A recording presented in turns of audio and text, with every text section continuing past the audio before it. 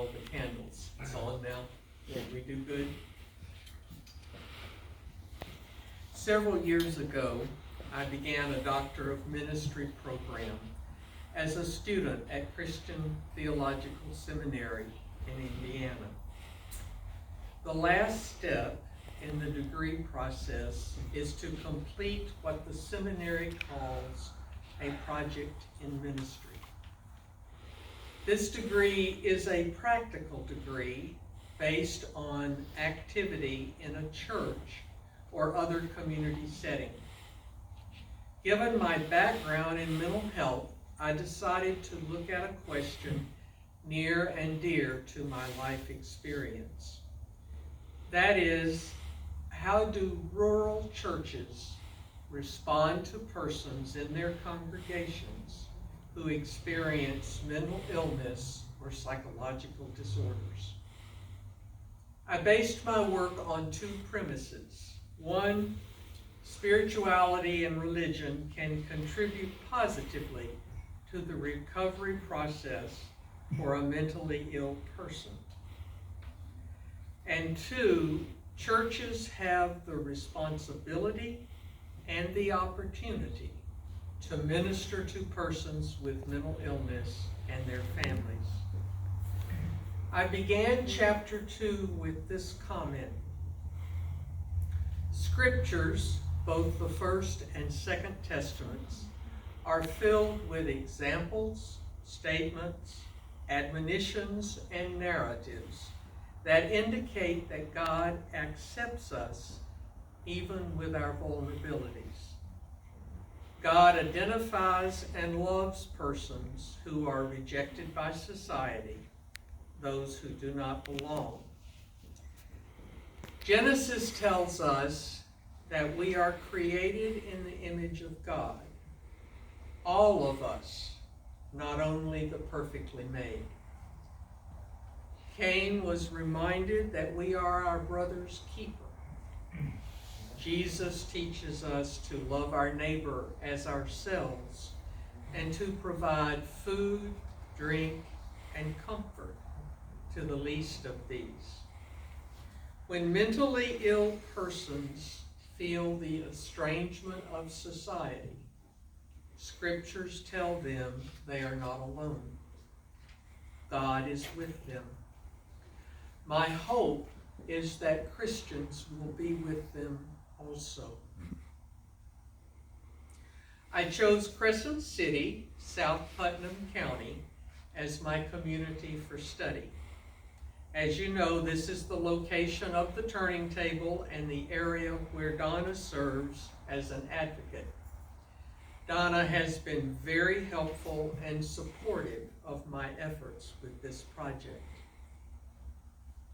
In the language of the type of research I used, my project was an ethnographic study, which means I delved deeply into the life of this area, and especially its churches.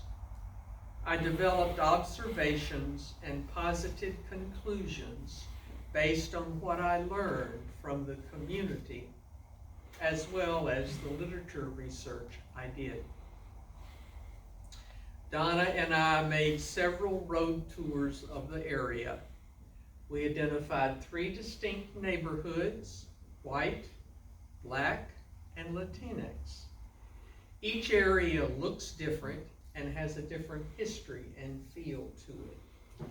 I planned to interview community leaders representing schools, social service agencies, and church leaders.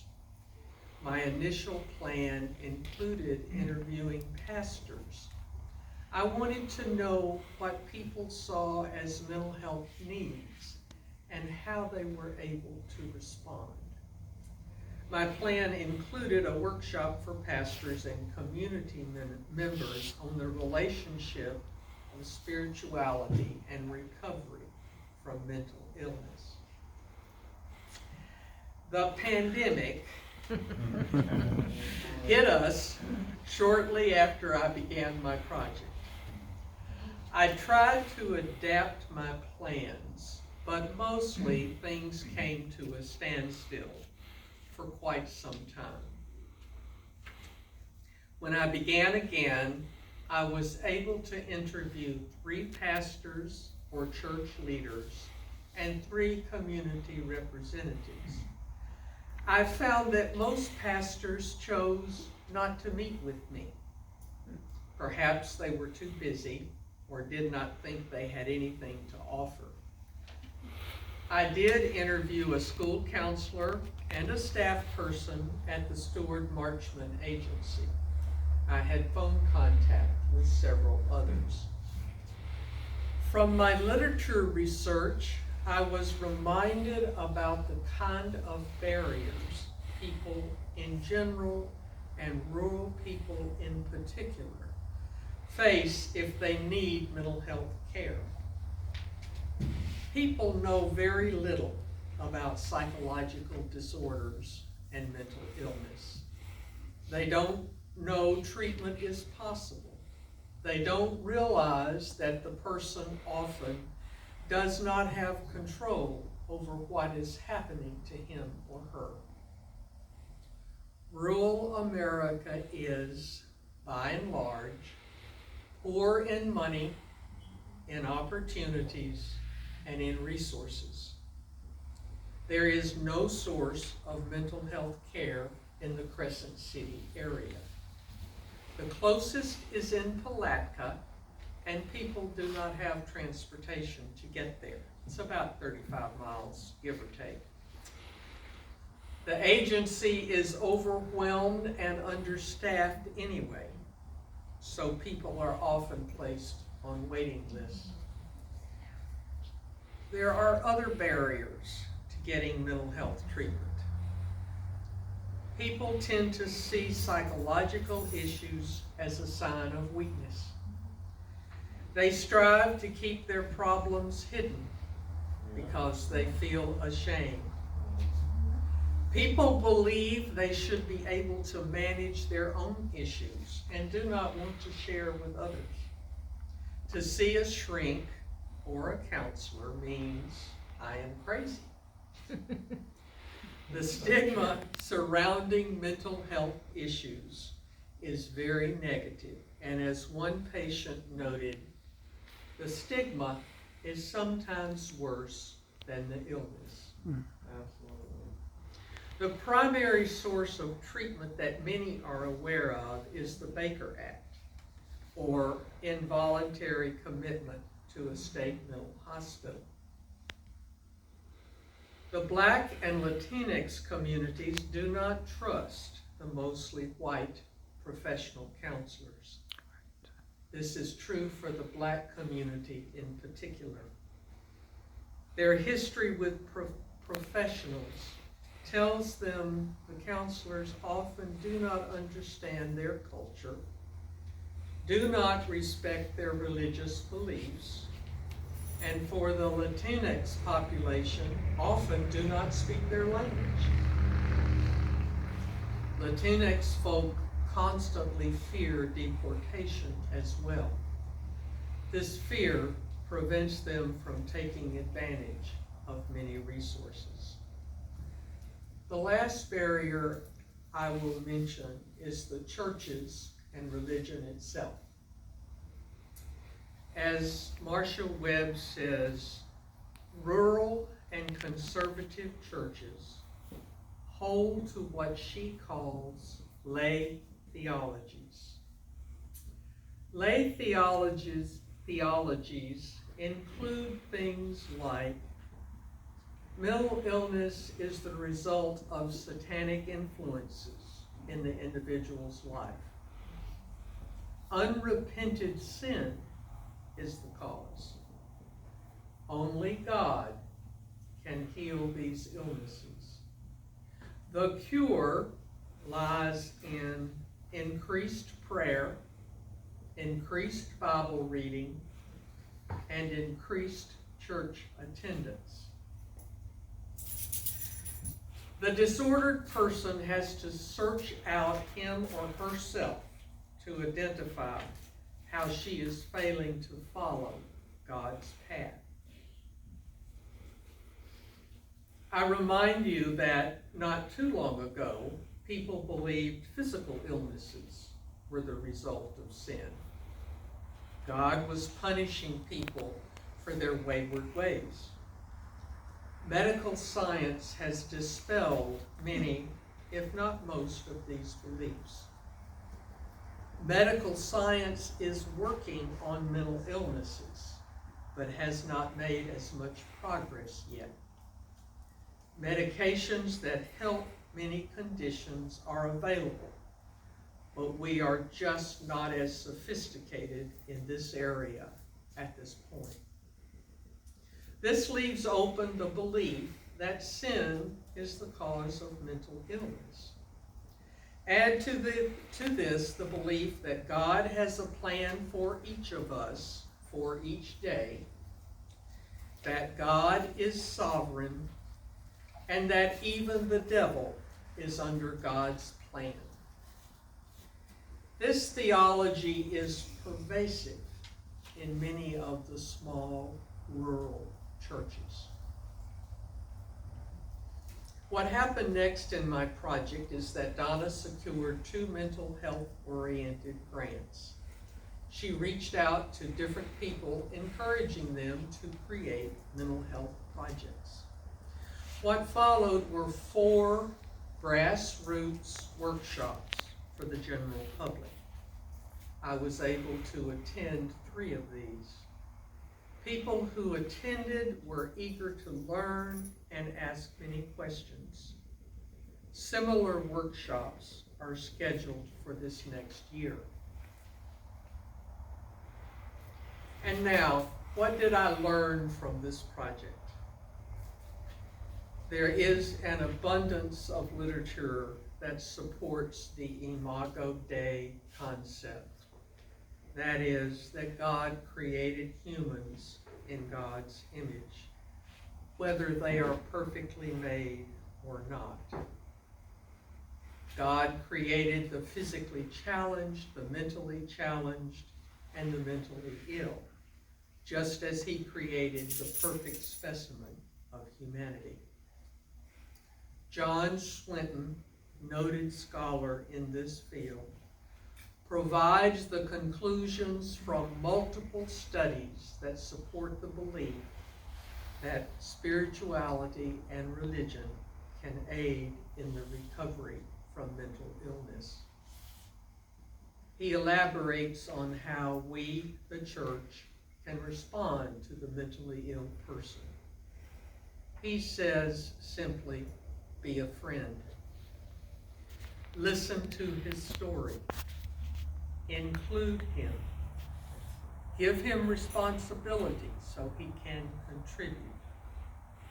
Mostly, be a true friend. This is not as easy as it sounds. We tend to make friends with people who are like us. But we need to step out of our comfort zone to befriend a mentally ill person. They need the same things we all need: to be accepted, not judged, loved, included, to belong. What I learned from Crescent City is that the lay public is somewhat better informed about mental illness than in my generation. They don't understand, but they know the words. The media has provided information about mental illness, but has also created much fear about mental illness. All schizophrenics are murderers, for instance. I learned that some of the pastors willingly refer their members to counselors when needed.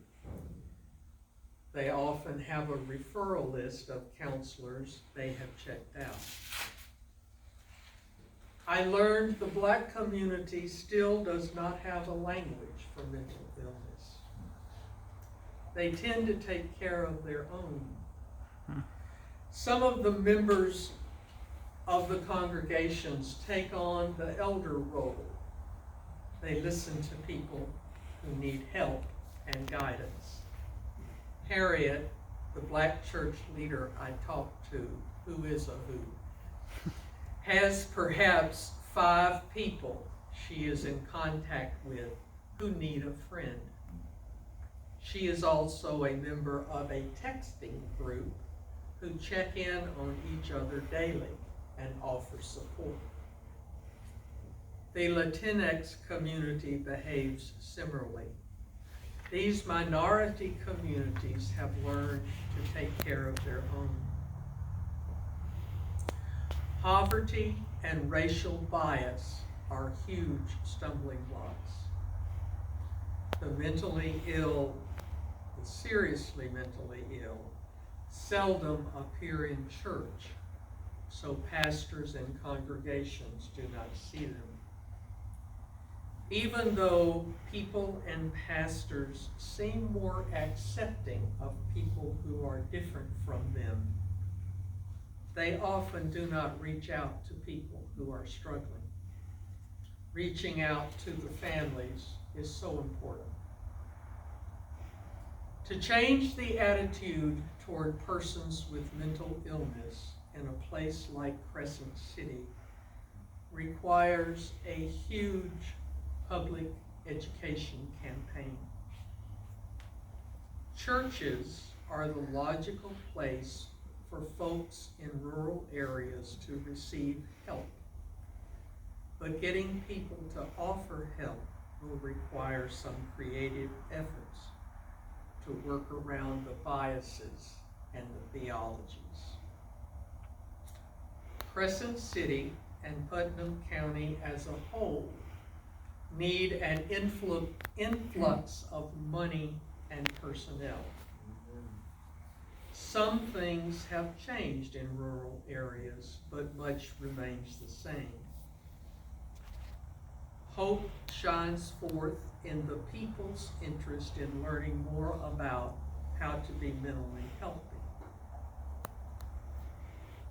The invitation to the feast that we read about in today's scripture is one of 9 parables, meal parables in Luke. It is for me the most descriptive of Jesus' desire for justice for the poor, the sick, the disabled, and those marginalized for whatever reason. Then the householder in anger said to his aide, "Go out quickly to the streets and lanes of the city and bring in the poor and maimed and blind and lame." And the master said to the aide, "Go out to the highways and hedges and compel people to come in, that my house may be filled." The rich and elite made excuses not to come to the feast. The householder invited all the marginalized, the sick, and the disabled of the area to come and share his meal. Jesus invites all to share food at his table of love and justice. Today we will share food at Jesus' table.